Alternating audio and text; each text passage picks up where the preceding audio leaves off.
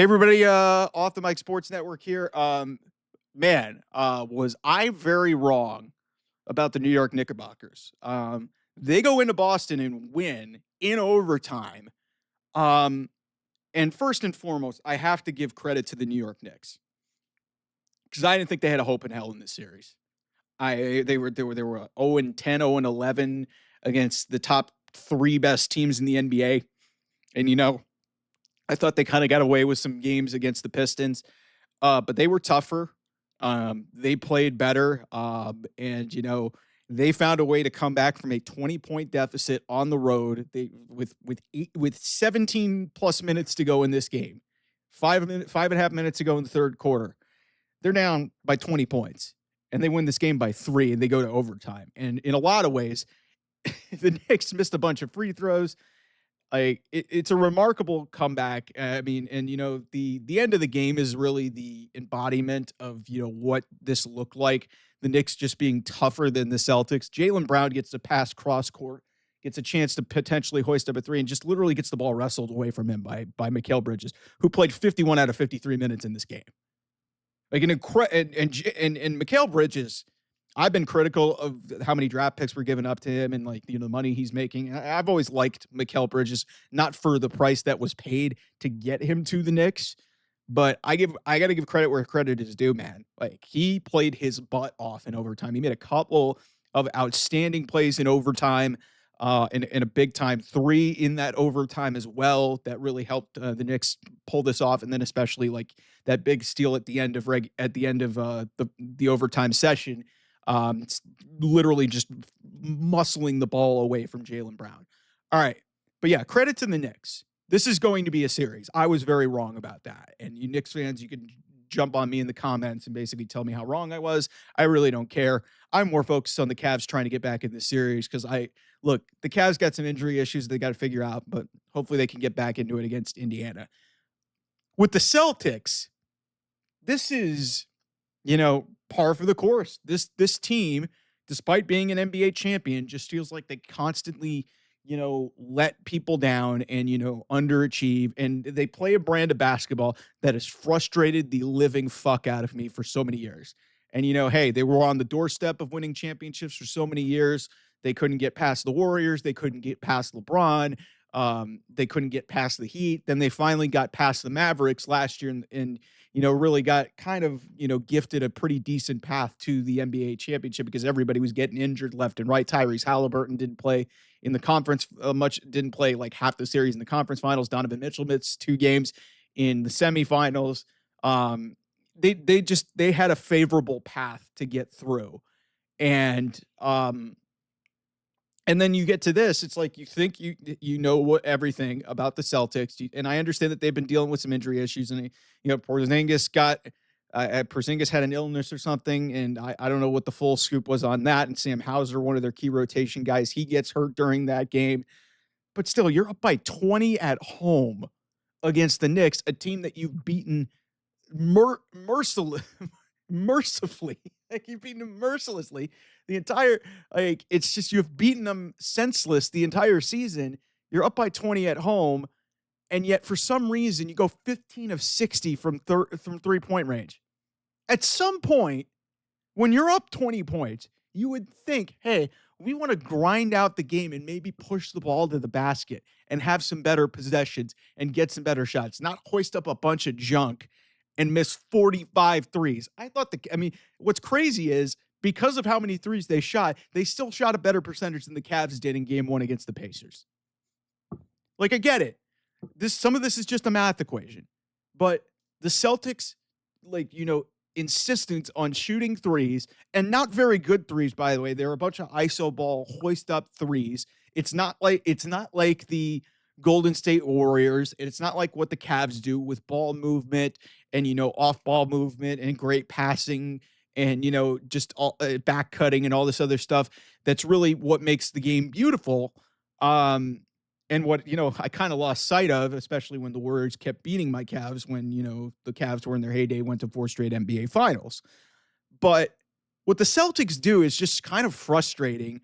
And then you get out-toughed at the end of the game just with some bad decisions, you did some bad shot selection, and then 3 seconds to go in the game, your best or second best player, depending on who you talk to, gets the ball wrestled away from him by a guy who had played 51 out of 53 minutes in a game.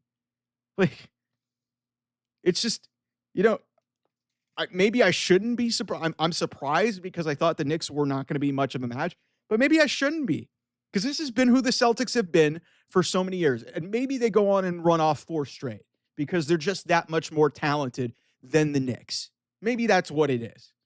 But the point is, this happens way too often for a seemingly great team to, do this in their own building against a team that they had dominated the entire season. And then especially when the end of this game is just like literally is just like, a microcosm of how the second half really went.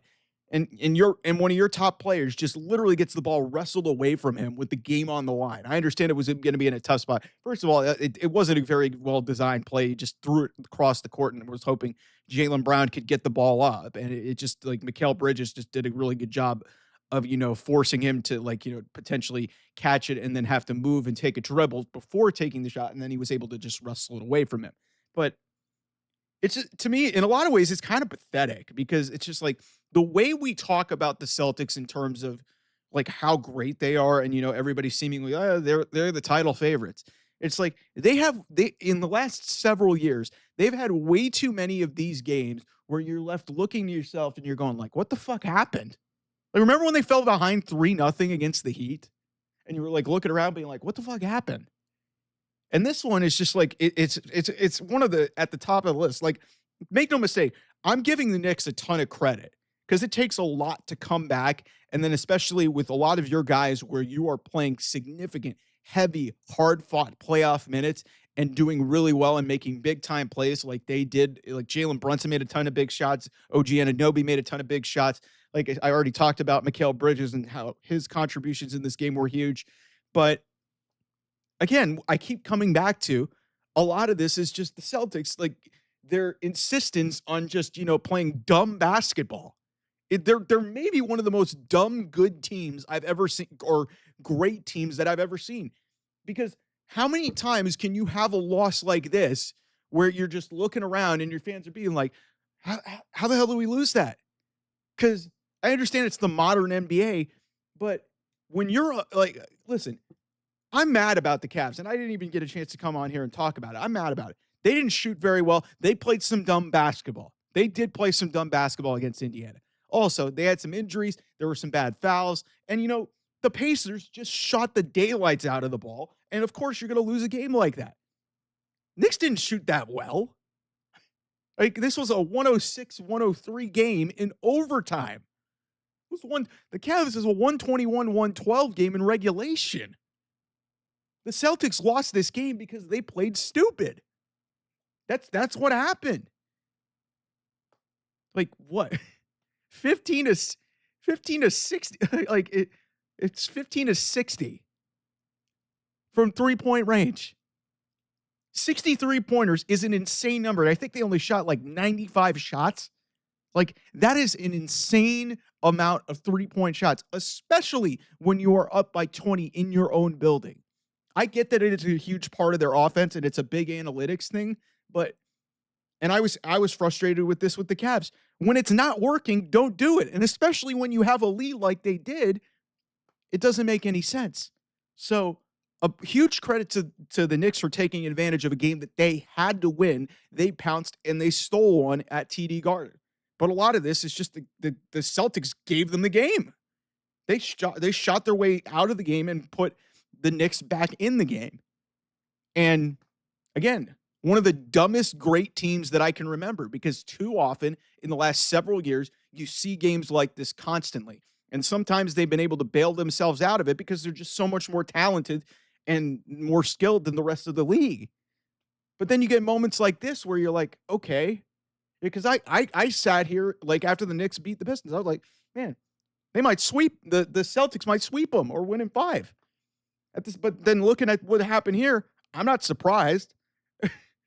I'm surprised, but I'm not shocked because Again, this is the same team that I've seen with Jason Tatum and Jaylen Brown for years. They just continually just play a bunch of dumb brand of basketball, and it just, they are champions, and I give them credit for it.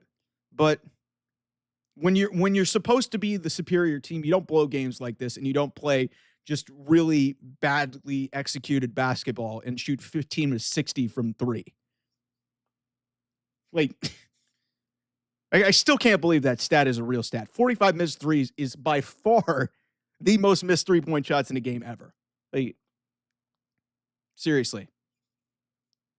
Be interesting to see how this series goes. It'll be like, hey, both road teams won in the Eastern Conference playoffs. So, anyway, thanks so much for watching. I'll see you guys soon. Bye-bye.